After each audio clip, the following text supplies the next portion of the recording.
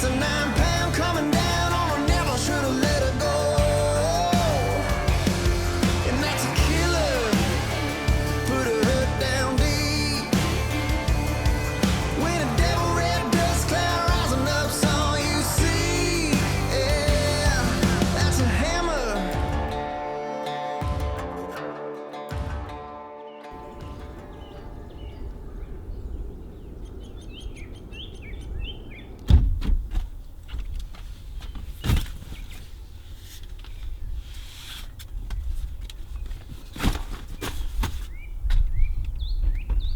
We're headed down to down south to meet up with my good friend Reed Dupont. He's got a big ranch down in South Texas. Gonna be hunting some blackbuck this weekend. But of course, if you're from Texas, you know this. You don't go anywhere and pass a Buc-ee's. So first stop right here in Temple, Texas. We're gonna stop here at this Buc-ee's.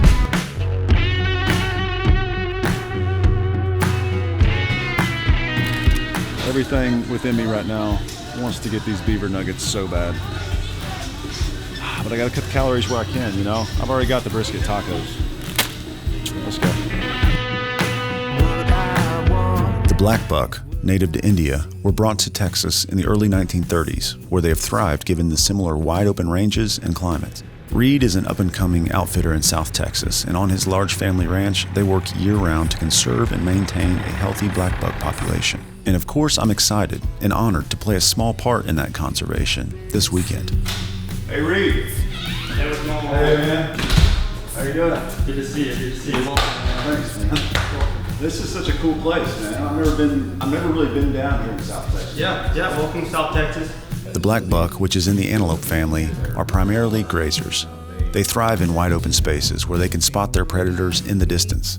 The blackbuck on this ranch hang out in open fields, which are 300 to 500 acres in size. We have a strong 20 to 30 mile an hour wind today out of the southeast, which will actually work to our advantage. We would glass the field from the tree lines. Given that the fields are wide open with little to no cover at all, I could already tell that this hunt was going to be quite a task.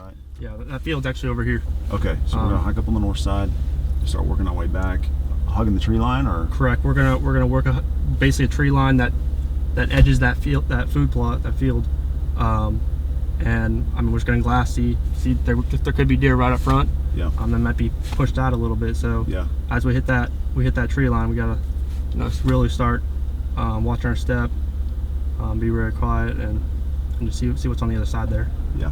Well, let's get after it, man. All right. The first field we glassed was empty, so we trekked further to the second larger field to take a look. And at first we thought it was empty too, but we ended up spotting a few hanging out on the very far side of the field. There was a group of 4 in the far right corner feeding, and a loner buck which was out by himself toward the center of the field. Most likely we're gonna have to do some belly crawling to get up to that buck. It'd be nice to get within 100 yards with this wind, get that crosswind going on. We do have the wind to our favor. Right, the wind's coming right at us, right past them, right to us. So I think since we have these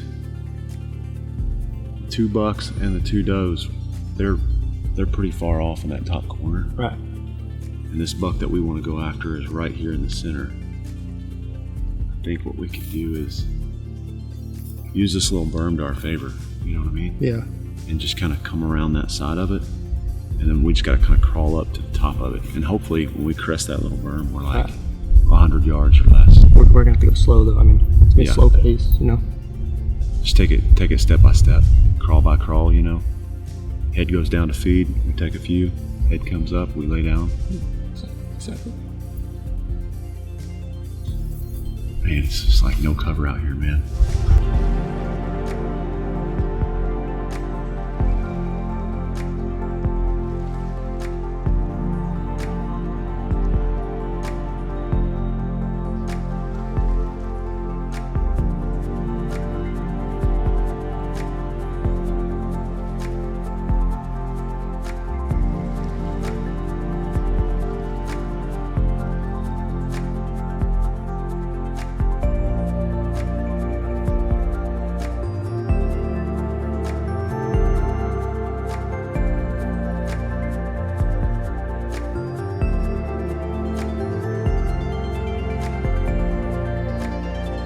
We had one small berm to use for cover, and that was it.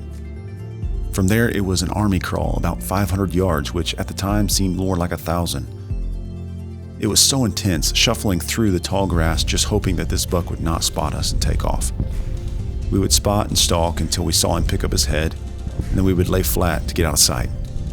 This was one of those moments where I truly felt like I was hunting. With the heavy winds and this buck being quartered away from us, we were able to sneak in to about 100 yards. I had an open shot and what seemed like an eternity to pull the trigger.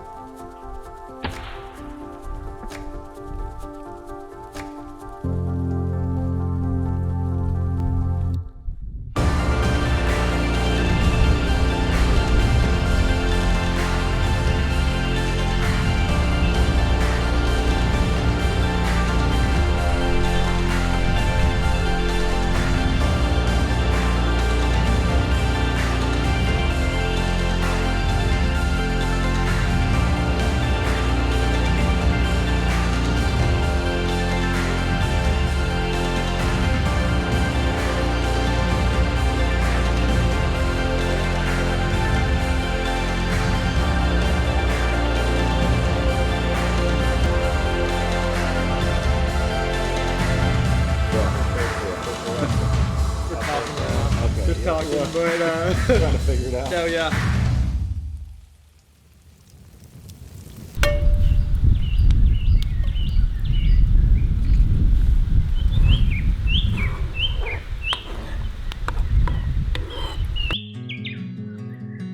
The hunt went absolutely perfectly, and I was excited to prepare a meal for Reed to show my appreciation. I figured what better way to start off the day than a blackbuck breakfast. I simply butterflied the backstraps into small steaks and marinated them in some soy sauce, Worcestershire, salt, pepper, garlic, and paprika for about an hour. While that was soaking, I diced up some potatoes and onions and scrambled some farm fresh eggs to go with it. Breakfast over the open fire at the break of dawn is just what every hunting trip needs. When people ask me what my favorite thing about hunting is, my answer is always the same. My favorite thing about hunting is the relationships. The 3 relationships that one can enjoy in the great outdoors. The relationship with God found in the peace and the stillness, the relationship with the creatures that He has made to walk upon the earth, and the relationship with those whom I have the pleasure of sharing the hunting camp with. The animal is not the only thing that I chase. It is also the communion. And crawling that 500 yards alongside Reed will be something that I remember for a long time. And I